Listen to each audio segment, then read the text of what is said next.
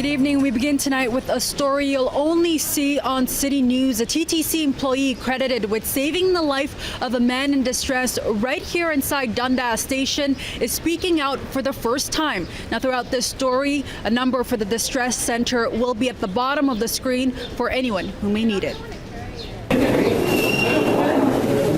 Images captured the TTC employee seated on the edge of the platform inside Dundas Station, comforting a man in the terrifying moments where he stood on the subway tracks.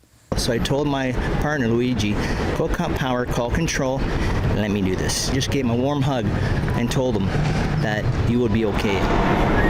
JP Attard is the TTC worker who came to the rescue of that man in distress Wednesday morning. The station collector noticed the man enter the gates, walking immediately onto the northbound subway tracks. He stayed with him for more than half an hour, hugging him and befriending him. And I said to him, I'm going to be your friend. I'm going to be your mentor. It's going to be okay. I looked him in the eye. I said to him I loved him.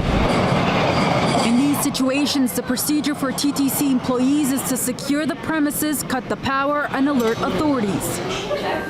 Attard isn't receiving praise for following that protocol, but for going above and beyond what his job requires him to do. Mayor John Tory even recognized the 55-year-old after the story aired on City News. He helped someone at what clearly seemed to be one of their lowest points. And I think we're all very, very glad that he was there, not just there in the booth, but took the initiative to go down and do what he did.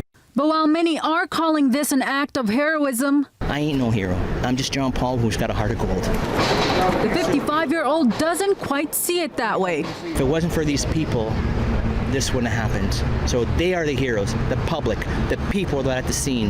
My coworker, Louis, that TTC stands for Take Total Control. And all I want to do is make management proud and make this whole world proud. This is not the first time I've stopped somebody from committing suicide.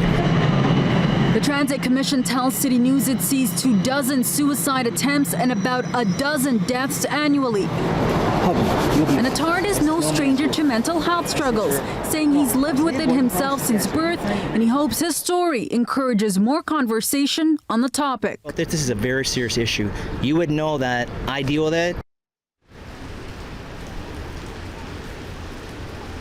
Now, JP tells me he and the man he saved have exchanged numbers. He will be reaching out to him soon. You can see more of JP on Breakfast Television tomorrow around 7 a.m.